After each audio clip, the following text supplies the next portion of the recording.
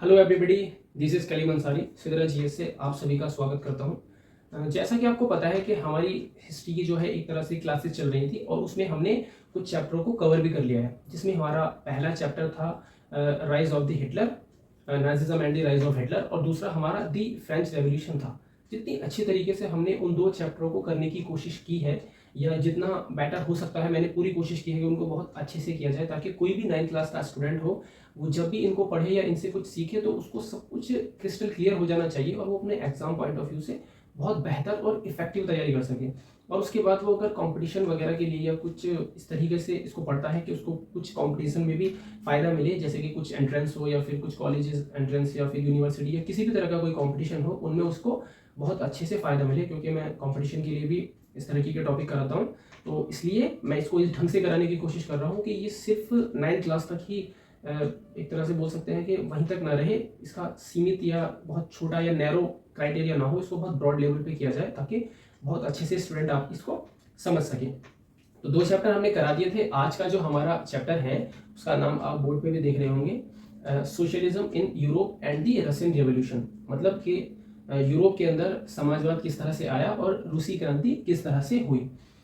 आगे बढ़ने से पहले मैं थोड़ा सा ये कहना चाहूँगा कि मेरी जो क्लासेस होती हैं वो पूरी तरह से फैक्चुअल तो नहीं होती। मैं कोशिश करता हूँ कि उसमें कॉन्सेप्ट अच्छा किया जाए, क्योंकि अगर बच्चे का कॉन्सेप्ट अच्छा होगा तो वो कहीं ना कहीं फैक्चुअल नॉलेज को उसमें से निकाल लेगा या कहीं ना कहीं अपनी रीजनिंग या अपनी बोल सकते हैं कि अपनी एबिलिटी के हिसाब से वो निकाल सकता है फैक्ट और बहुत अच्छे से उनको यूटिलाइज कर सकता है। तो आइए चलते हैं, अपना आज का टॉपिक स्टार्ट करते हैं और उसी ढंग से उसी पावर के साथ और उसी ऊर्जा के साथ करने की कोशिश करेंगे जैसे हमने अपने पिछले दो लेक्चर किए हैं। बहुत अच्छे से उस पर अच्छा रिस्पांस भी आया, स्टूडेंट के बहुत अच्छे पॉजिटिव कमेंट भी आए और स्टूडेंट ने कहा कि बहुत अच्छा।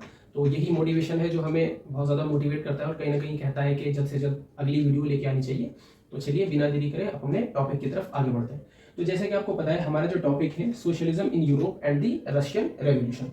तो अगर मैं बात करूं कि ये जो सोशलिज्म है, सबसे पहले हम इसी टर्म को अगर क्लियर करने की कोशिश करें तो व्हाट इज सोशलिज्म, ये सोशलिज्म ही क्या है।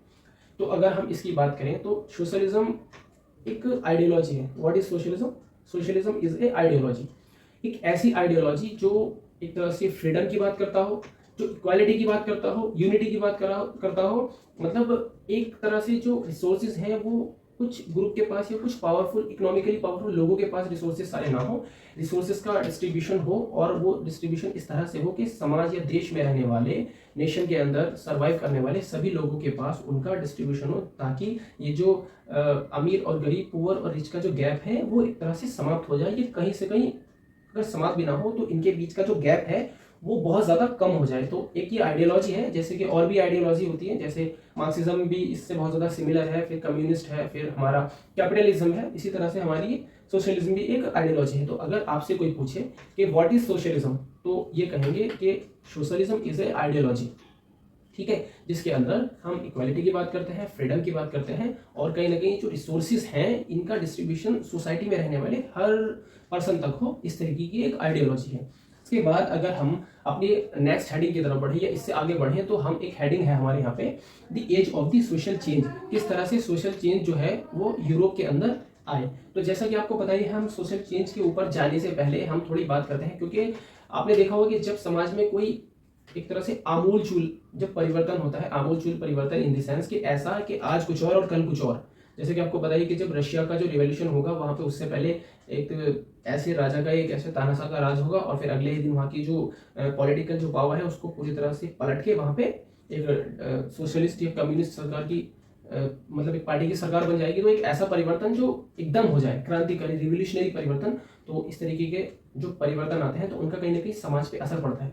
और ये फ्रीडम और इक्वालिटी का जो कॉन्सेप्ट है ये कहाँ से आया, सबसे पहले हम उसका बैकग्राउंड जानने की कोशिश करते हैं। जैसा कि आपको पता ही होगा, ये जो हमारी यूरोप के अंदर सबसे पहली जो क्रांति है, सबसे पहले जो रिवॉल्यूशन है वो हमारा फ्रेंच रेवोल्यूशन। जब फ्रेंच रेवोल्यूशन हुआ तो फ्रेंच रेवोल्यूशन के अंदर बहुत अच्छे अच्छे आइडियाज उसके बाद निकल के आए, जिसकी मांग जो है पूरे यूरोप में एक तरह से मांगी जाने लगी या करी जाने लगी कि हमको ये सारे अधिकार मिलने चाहिए। तो फ्रेंच के अंदर तो आया ही इक्वालिटी, फ्रीडम और यूनिटी वगैरह, तो यूरोप के अंदर भी इस तरीके की मांग होने लगी। क्योंकि अब ये इतना इंपॉर्टेंट क्यों हो जाता है, क्योंकि कोई भी पहली चीज़, अब चाहे आप किसी भी उसमें चले जाए, स्पेशल हो जाती है, चाहे वो पहला वर्ल्ड कप हो या फिर पहले हमारी फिल्म हो, जो कि नाना साहब फाल्के के नाम पे अवार्ड दिया जाता है। क्यों? क्योंकि वो पहली फिल्म थी। तो पहली चीज़ें या किसी भी तरीके का पहला जो चेंज होता है, चाहे वो एक तरह से रिवोल्यूशनरी हो या फिर थोड़ा स्लो स्लो होता हुआ जा रहा हो, लेकिन पहला चेंज जो है एक तरह से सभी बोलते हैं ना कि पहली चीज़, आप थोड़ा कहीं और मत जाना, मैं सिर्फ अपनी पढ़ाई की ही बात कर रहा हूँ। तो पहली चीज़ थोड़ी खास होती है, पहली बार कुछ भी चीज़ हो तो वो खास होती है, चाहे कोई चेंज हो या फिर कोई बाइक ही हो। जब पेरेंट्स हमें कोई बाइक वगैरह या स्कूल में जाने के लिए साइकिल वगैरह दिलाते हैं तो वो खास होती है। हम भले ही चाहे कितनी भी ऊंचाई पे जाते जाते हैं, लेकिन हम अपनी उन चीज़ों को बहुत ज़्यादा अपने पास रखते हैं या उनसे हमारा बहुत ज़्यादा जुड़ाव होता है। तो इसी तरह से हम पहला जो चेंज था या पहला जो रिवोल्यूशनरी चेंज फ्रांस के अंदर आया, हम पहले उसकी बात करेंगे, क्योंकि उसी ने ही यूरोप का जो पूरा स्ट्रक्चर है वो चेंज करके रख दिया। जैसा कि आपको पता ही है, जब फ्रेंच रेवोल्यूशन हुआ तो वहाँ पे कुछ रेवोल्यूशनरी चेंज या फिर कुछ आइडिया जो है वो एक्सपांड होने लगे, फैलने लगे। तो the French revolution circulated the powerful ideas of the freedom and the equality in Europe. तो कुछ इक्वालिटी और फ्रीडम के जो आइडियाज हैं वो फैलने लगे, सारे यूरोप में उनकी मांग होने लगी। तो उसके बाद क्या होता है, create a drumstick change in European society. और जब इस तरीके की मांग होने लगी, इस तरीके की मांग की जाने लगी, तो कहीं ना कहीं यूरोप की जो सोसाइटी है उसके अंदर एक बहुत ज़्यादा स्पेसिफिक चेंज दिखाई देने लगा, जिसने पूरे यूरोप की सोसाइटी को पूरी यूरोप की सोसाइटी के स्ट्रक्चर को बदल के ही रख दिया। ठीक है, तो अगर हम इसको थोड़ा और ढंग से समझने की कोशिश करें तो हम पहले फ्रेंच रेवोल्यूशन से पहले की सोसाइटी क्या थी यूरोप की, पहले वो देखते हैं, और इसके बाद क्या सोसाइटी रही। जब आप इसके बीच में भेद कर पाएंगे, इसके बीच का जो अंतर है, जो एक तरह से बीच का जो फासला है उसको आप समझ पाएंगे, तो आप बेहतर ढंग से ये पता कर पाएंगे कि पहले की सोसाइटी कैसी थी और आज की सोसाइटी कैसी है आफ्टर दी फ्रेंच रेवोल्यूशन। तो पहले की सोसाइटी में आपको मैंने बताया था, जब फ्रेंच रेवोल्यूशन पढ़ाया था, हमारा पहला ही चैप्टर था, जब उसको हमने पढ़ा था, तो वहां पे क्या था, वहां के अंदर जो सोसाइटी थी ना वो एक तरह से डिवाइडेड थी, बटी हुई थी, ग्रुप के आधार पर या फिर कास्ट के या इकोनॉमिकली स्टेटस के हिसाब से वो बटी हुई थी, जिसमें पहली जो थी वो क्लर्जी थी, दूसरी नोबिलिटी, और तीसरे जो वो नॉर्मल किसान फार्मर लोग थे वो लोग थे। जैसे कि इसमें heavy society was divided into state, तो सोसाइटी जो थी वो स्टेट के अंदर डिवाइड थी। इसी तरह जो दूसरा था, एक तरह से मैंने बताया कि चर्च का बहुत ज्यादा कंट्रोल था, चर्च ही पॉलिटिकली जो भी चेंज या जो भी रूल रेगुलेशन बनाने होते हैं वो चर्च ही बनाता था, चाहे वो इकोनॉमिकली हो चाहे वो सोशली हो, जो भी चेंज थे सबके ऊपर कंट्रोल था चर्च का। तो हर चीज जो है वो चर्च के अंदर थी। और तीसरा था डोमिनेंट ऑफ द एरिस्टोक्रेसी। अब आप कहेंगे सर ये एरिस्टोक्रेसी क्या होता है? जैसा कि मैंने आपको बताया है, इसमें दो ही अभी तक समझने वाली टर्म्स आई हैं, एक था हमारा सोशलिज्म और दूसरा एरिस्टोक्रेसी, कि ये क्या होता है। एरिस्टोक्रेसी एक तरह से कुछ लोग होते हैं या एक ग्रुप ऑफ पीपल होते हैं जो इकोनॉमिकली बहुत ज़्यादा स्ट्रांग होते हैं, तो वो स्ट्रांग होने की वजह से जो कमज़ोर लोग हैं, जो एक तरह से पुअर लोग हैं, उनके ऊपर अपने आप को हावी करने की कोशिश करते हैं, और हर चीज़ में चाहे इकोनॉमिकली सोशली किसी भी तरीके कोई रूल रेगुलेशन है अपने हिसाब से मॉडिफाई करना चाहते हैं, ताकि उनका जो एक तरह से इम्पैक्ट सोसाइटी के ऊपर बना रहे। एक तरह से देखा जाए कि कुछ पैसे वाले लोग कुछ गरीब लोगों के ऊपर अपनी छाप छोड़ना चाहते हैं या दबदबा बनाए रखना चाहते हैं, जाके समाज के अंदर उनकी जो एक वर्चस्व है वो स्थापित रहे, वो एक तरह से कायम रहे कि हाँ आप छोटे हो और हम बड़े हैं। तो ये जो एरिस्टोक्रेसी था ये बहुत ज़्यादा डोमिनेंट था। तो इस तरीके की सोसाइटी थी, और वहाँ पे प्रेस की जो है वो फ्रीडम नहीं थी, इक्वालिटी नहीं थी, और यूनिटी नहीं थी, बहुत सारी प्रॉब्लम थी। तो कुछ इस तरीके की सोसाइटी थी। और उसके बाद क्या होता है, अगर हम आफ्टर द 18th सेंचुरी की बात करें तो उसके बाद क्या होता है, change in society structure were seem possible. ठीक है, इसमें जो सोसाइटी के अंदर जो है वो चेंज आने लगे और वो दिखने लगे। फिर उसके बाद क्या होता है, इन चेंज की वजह से क्या हुआ, in many part of the world, Europe and the Asia, new ideas about individual rights and who control social power begin to be succeed.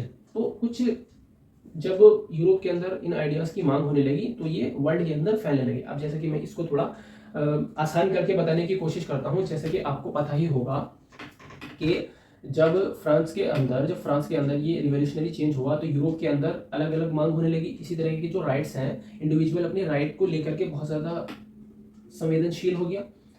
तो जब उसको ये आइडियाज लगे कि हाँ इक्वालिटी होनी चाहिए, फ्रीडम होना चाहिए, तो जब फ्रांस के लोगों को मिली तो वहाँ यूरोप में भी इन चीज़ों की मांग होने लगी। अब जब यूरोप के अंदर इन चीज़ों की मांग होने लगी तो आपको पता ही है कि डिफरेंट कॉन्टिनेंट या अलग अलग देश में भी इन सब चीज़ों की मांग होने लगी। अब आप कहेंगे कि ये जो आइडियाज़ हैं, यूरोप के आइडियाज़ जो हैं, ये अफ्रीका और यूरोप या डिफरेंट कंट्रीज़ के अंदर ये फैले कैसे, ये ट्रांसफर कैसे हुई, वहाँ तक किस तरह से पहुँचे। तो इसके कॉमन सेंस भी अगर हम लगाएं तो इसके 2-3 कारण हो सकते हैं। एक तो ये हो सकता है कि जैसे कि आपको पता है कि हमारे कुछ कंट्रीज के अंदर, चाहे एशिया हो या हमारे अफ्रीका, इन सब चीज़ों से या इन सब देशों से हमारे एक तरह से जो हमारे ट्रेड के थ्रू या फिर हमारे इकोनॉमिकली या हमारे जो व्यापार है, हमारा मार्केटिंग के थ्रू या व्यापार के थ्रू हमारे इनसे लिंक है। तो हम इनसे ट्रेड क्या करते थे, ये हमसे ट्रेड क्या करते थे। तो इस तरह से हमारे जो इनसे लिंक थे। तो जब यूरोप का लोग या यूरोप के कुछ लोग एशिया से ट्रेड करने आएंगे, तो जब वो ट्रेड करेंगे तो वहाँ के कुछ आइडियाज़ जो हैं वो डिलीवर करके जब यूरोप में या डिफरेंट डिफरेंट वर्ल्ड में जाएंगे, तो लोग उनके जानकार होंगे, लोगों को पता चलेगा कि अच्छा सोसाइटी में ये भी चल रहा है, फ्रीडम भी होती है और इक्वालिटी जैसे कॉन्सेप्ट भी चल रहे हैं, तो वो कहीं ना कहीं मांग करेंगे।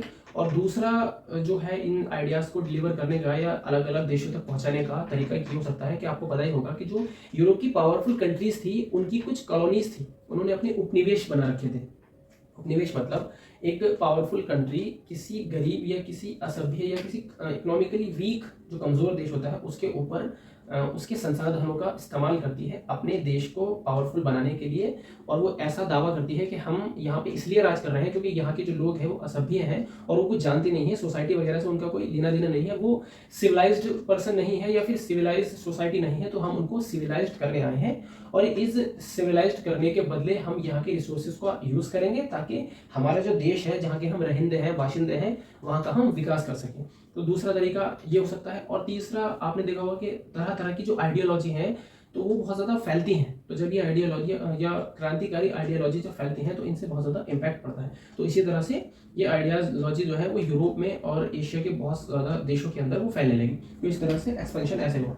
तो जब ये आइडियोलॉजी, क्योंकि हम भी उपनिवेश थे, आपको पता ही है, नहीं पता तो आगे क्लासेस में कभी आएगा तो हम पढ़ाएंगे, जब हम किस तरह से कॉलोनी बने, किस तरह से हमारे रिसोर्सेज का यूज़ हुआ, किस तरह से हमारे ऊपर हमें बहुत ज़्यादा ह्यूमिलेट किया गया, अत्याचार हुआ हमारे ऊपर, हम पढ़ेंगे आगे। तो इसी तरह से जब ये आइडियाज़ अलग अलग कॉलोनीज़ में पहुंचने लगे, तो हम भी कॉलोनी थे, हम ब्रिटेन की कॉलोनी थे। तो फिर जब ब्रिटेन की कॉलोनी थी तो यहाँ हमारे यहाँ तक भी आइडियाज़ पहुँचे। तो जब यहाँ आइडियाज़ ही पहुँचे तो यहाँ के लोगों ने भी इस तरीके के चेंज की मांग की कि हमें भी ये चेंज चाहिए, हमें भी इक्वालिटी चाहिए, फ्रीडम चाहिए और जो डिस्क्रिमिनेशन है सोसाइटी के अंदर वो चाहिए।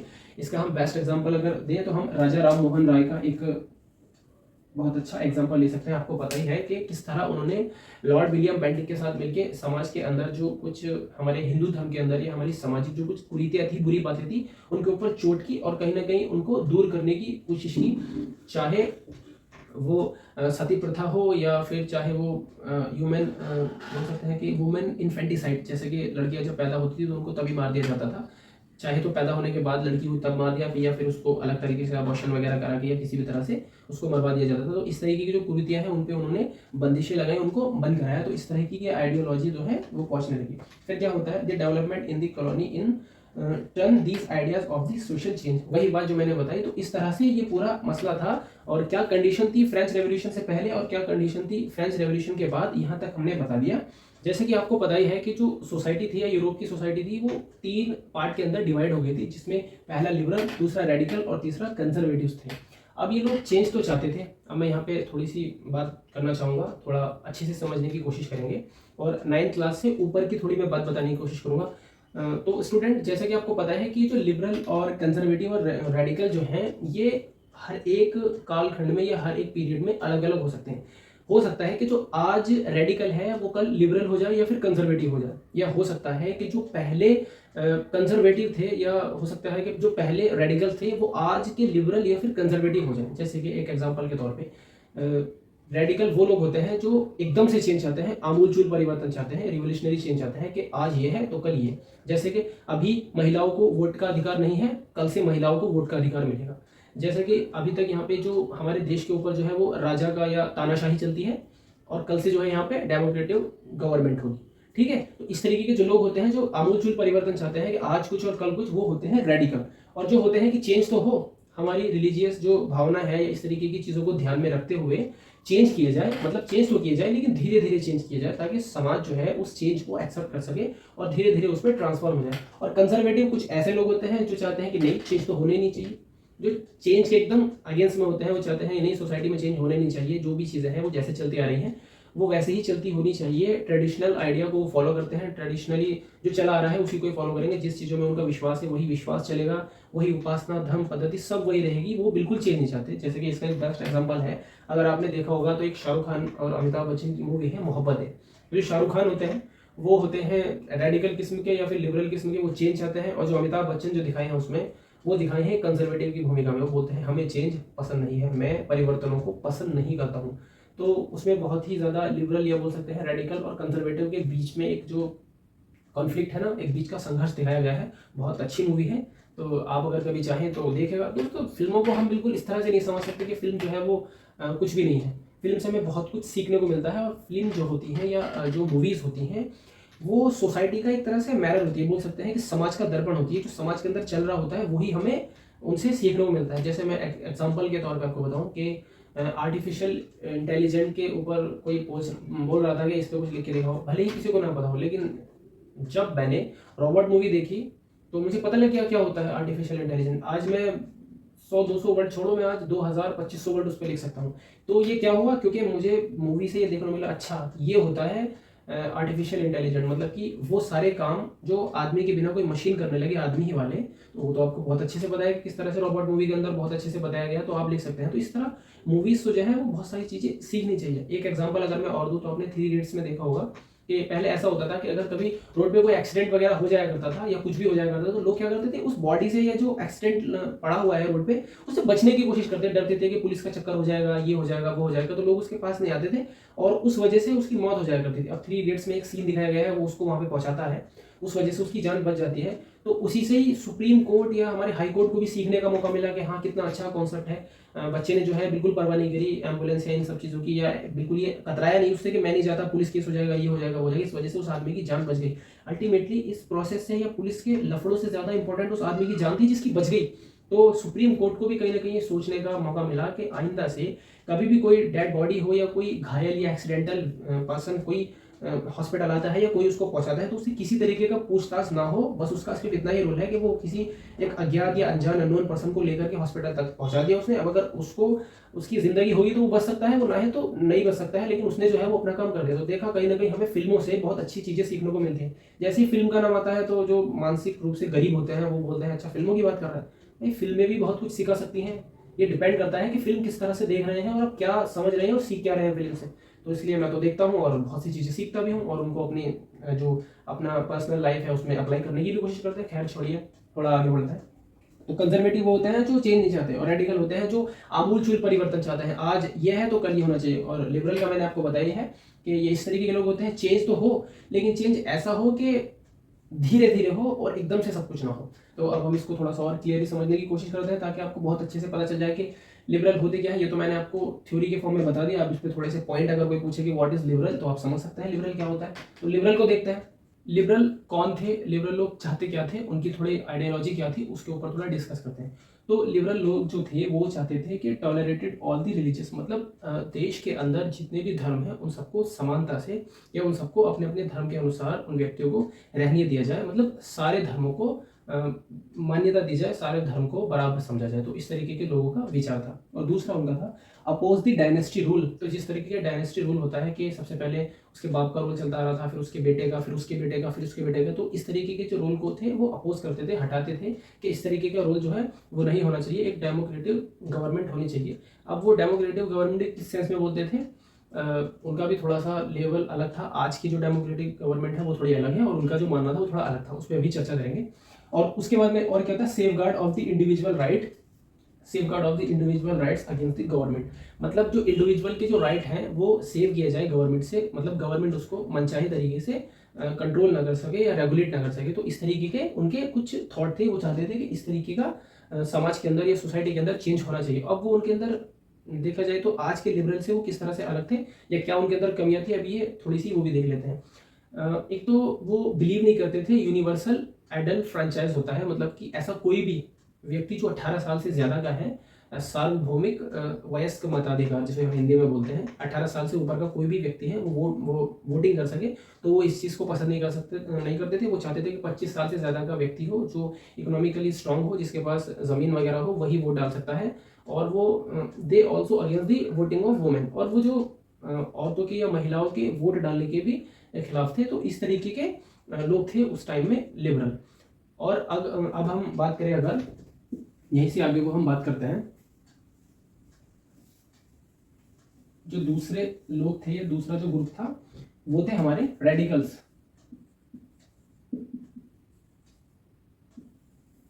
अब उन पे थोड़ी सी बात करते हैं। अब देखिएगा हमने लिबरल को समझ लिया है तो रेडिकल समझना हमारे लिए आसान होगा।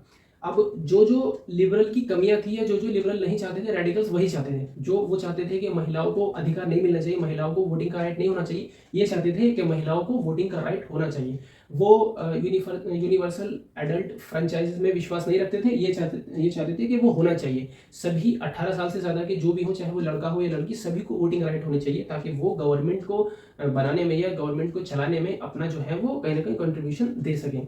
और दूसरी बात, डायनेस्टी रूल वगैरह वो सब कह दिया। तो देखा जाए तो जो लिबरल के अंदर कमियां थी या लिबरल की जो कमियां रह गई थी, उनको पूरा किया रेडिकल्स ने आगे। और ये आमूलचूल परिवर्तन चाहते थे, रिवोल्यूशनरी चेंज चाहते थे कि जो डायनेस्टी है उसको उखाड़ के फेंक दिया जाए। एक तरह से क्रांतिकारी तरीका था इनका, ये चाहते थे रेवोल्यूशन किया जाए, रिवोल्ट किया जाए और सब कुछ चेंज किया जाए। तो एक तरह से हमने लिबरल को भी बहुत अच्छे से समझ लिया और रेडिकल को भी समझना इसलिए आसान हो गया क्योंकि हमने लिबरल को जो है वो बहुत अच्छे से समझा, इसलिए रेडिकल बहुत आसान हो गया। अब अगर हम बात करें, जो तीसरा ग्रुप था वो था कंजर्वेटिव का।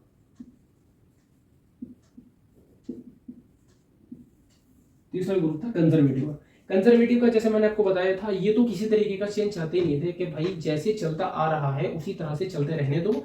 जो रूढ़िवादी या एक तरह से बोल सकते हैं पुरानी परंपराएं, ट्रेडिशनल आइडियाज चले आ रहे हैं वही चलने दो, किसी तरीके का कोई परिवर्तन हमें नहीं चाहिए या किसी तरीके का बदलाव हमें नहीं चाहिए, महिलाओं को अधिकार ना हो। ये तो बोल सकते हैं कि लिबरल से भी ज्यादा इनकी जो सिचुएशन थी वो सोचने की वो बहुत ज्यादा लो थी, बहुत ज्यादा गरीब थे दिमाग से, दिमागी संतुलन इनका ठीक नहीं था और बहुत संकीर्ण विचारधारा या एक तरह से समझ रखते थे। ये बहुत, अगर मैं अपनी भाषा में कहूँ तो ये मानसिक रूप से बहुत ज़्यादा गरीब थे, इनकी इस तरीके की विचारधारा थी। आई होप कि आपको लिबरल, रेडिकल और कंजर्वेटिव के बीच का जो अंतर है वो बहुत अच्छे से समझ में आ गया होगा कि क्या डिफरेंस था इनके बीच में। अगर अब आपको एग्जामिनेशन में पूछा जाए कि रेडिकल के ऊपर 100 वर्ड लिखिए या कंजर्वेटिव के ऊपर लिखिए या फिर बोल सकते हैं हम कि लिबरल के ऊपर लिख दिए, तो आप बहुत अच्छे से समझ पाएंगे। अब आपके सामने मैंने वीडियो के अंदर ही सब कुछ है, रिकॉर्डिंग चली रही है, तो अब आप एक काम कीजिएगा, एक पेज के ऊपर एक तरफ कॉलम खींचिएगा रेडिकल, एक तरफ कॉलम खींचिए लिबरल और कंजर्वेटिव, और उसमें जो लिबरल के पॉइंट है उसमें लिख दीजिएगा और जो कंजर्वेटिव है उसमें लिख दीजिएगा और जो हमारे तीसरा जो रेडिकल है उसके उसमें लिख दीजिए, ताकि कभी अगर तीनों के बीच में अंतर करने को आ जाए एग्जामिनेशन में या कहीं भी, तो आप उसको बहुत अच्छे से कर सकें। तो रेडिकल, कंजर्वेटिव और लिबरल के बीच में हम किस तरह से डिफ्रेंशिएट करेंगे, और ये आप उसको थोड़ा सा देख लेते हैं ताकि चीज़ें और ज़्यादा क्लियर हो सके। सबसे पहले अगर लिबरल की बात करें तो they wanted a secular nation, वो एक ऐसा नेशन चाहते थे जिसमें सभी धर्मों को समान रूप से सम्मान मिले, रिस्पेक्ट मिले। दे अपोज द डायनेस्टिक रूल, मैंने आपको बताया था डायनेस्टी मतलब जैसे उसके पिता से चलता आ रहा है, फिर उसके बाद उसके बेटे का, उसके बाद उसके बेटे का, उसके बाद उसके बेटे का जो ये रूल है, जैसे आपने मुगल डायनेस्टी में देखी होगी कि अकबर के बाद ये और उसके बाद ये, उसके बाद ये, शाहजहां, जहांगीर, ये सब चलता रहता है। तो इस तरीके की जो डायनेस्टियल रूल है वो उसको अपोज करते थे, वो नहीं चाहते थे। They wanted A parliament government and well, एक तरह से ट्रेन जुडिशरी, एक ऐसी वो गवर्नमेंट चाहते थे जो अच्छी गवर्नमेंट हो और जो लोगों के कहीं ना कहीं वेलफेयर पे ध्यान दे, और वो जो है एक तरह से वेल ट्रेन जुडिशरी हो और जो कानून के या लॉ के अंडर रहते हुए ही सारी चीज़ों का जो है वो सेटलमेंट करे। उसके बाद में दे अगेंस्ट वुमेन वोटिंग राइट, और ये जो लिबरल थे, देखिएगा किस तरीके के लिबरल थे, ये वोटिंग राइट को पसंद नहीं करते थे। और अगर हम अब बात करें रेडिकल की, तो ओपन चेंज इन सोसाइटी, ये चाहते थे सोसाइटी के अंदर ओपन चेंज हो भी ब्रॉड लेवल पर। Oppose the privileges of the land owner, ये उन लोगों को जो जिनके पास कुछ लैंड होती थी तो उनको स्पेशल ट्रीट किया जाता था, तो जो उनको प्रिविलेजेस मिले हुए थे ये उसको अपोज करते थे, ये नहीं चाहते थे कि उनको मिलना चाहिए। उसके बाद में wanted A government based on the majority of a country population, एक ऐसी गवर्नमेंट बने जो कंट्री के अंदर रहने वाली मेजोरिटी की पॉपुलेशन के अकॉर्डिंग बने और उसी के हिसाब से काम करे। उसके बाद में, और ये जो है सपोर्टेड वुमेन जो मूवमेंट है, जैसे कि उनको वोटिंग राइट मिलने चाहिए, उनको सभी तरह से एकदम इक्वालिटी मिलनी चाहिए, रिस्पेक्ट मिलनी चाहिए, ये उसके साथ थे, जबकि लिबरल उसको अपोज करते थे। और अगर हम बात करें कंजर्वेटिव की, तो ये जो थे oppose to both liberal and the radical, जैसे कि मैंने बताया कि लिबरल कौन थे और रेडिकल कौन थे, तो ये उसको अपोज करते थे, ये नहीं चाहते थे कि इस तरीके का बदलाव हो जैसा कि रेडिकल और लिबरल चाहते हैं। दे वर मोनार्क, ये मोनार्की को पसंद करते थे, मतलब ये राजा का जो शासन होता है तानाशाही वाला, उस तरीके के शासन को या उस तरीके के जो नेशन को चलाने की या जिस तरीके की भी गवर्नमेंट होती है उस तरीके की गवर्नमेंट को पसंद करते थे। और अगर दूसरा देखा जाए, respect old custom and tradition, जो पहले से कस्टम एंड नॉर्म्स चले आ रहे हैं ये उन्हीं को प्रेफर करते थे और उन्हीं को पसंद करते थे। They did not like new ideas, और जो न्यू आइडियाज हैं जो लिबरल और ज्यादातर बात करें तो रेडिकल के जो न्यू आइडियाज हैं ये उसको पसंद नहीं करते थे, अपोज करते थे। तो इस तरह से आपने देखा कि किस तरह से अगर आता है एग्जाम के अंदर लिखने के लिए तो आप इसको अच्छे से किस तरह से लिख सकते हैं। ठीक है, आप एक बार इसका एक स्क्रीनशॉट ले लीजिए तो दोस्तों यहाँ तक मैंने आपको बहुत अच्छे से समझाने की कोशिश की है। आई होप कि आपको सब कुछ बहुत अच्छे से समझ भी आया होगा। अगर आपको कहीं भी कोई प्रॉब्लम है या कोई दिक्कत है तो आप वीडियो को बार बार देखिएगा, क्योंकि ये यूट्यूब पे फ्री पड़ी रहेगी। और उसके बाद भी अगर आपको कोई 1-to-1 इंटरेक्शन चाहिए, कोई दिक्कत हो, तो आप मुझे कमेंट बॉक्स में लिख सकते हैं। मैं उसको देख करके आपकी प्रॉब्लम का सोल्यूशन या आपकी प्रॉब्लम को सॉल्व करने की पूरी कोशिश करूँगा। तो आज के लिए इतना ही रखते हैं। अगर आप चैनल पे नए हो तो चैनल को सब्सक्राइब कर दीजिए, लाइक कीजिए, शेयर कीजिए और कमेंट कीजिए। तो मिलते हैं अपनी नेक्स्ट वीडियो में। Thanks for watching.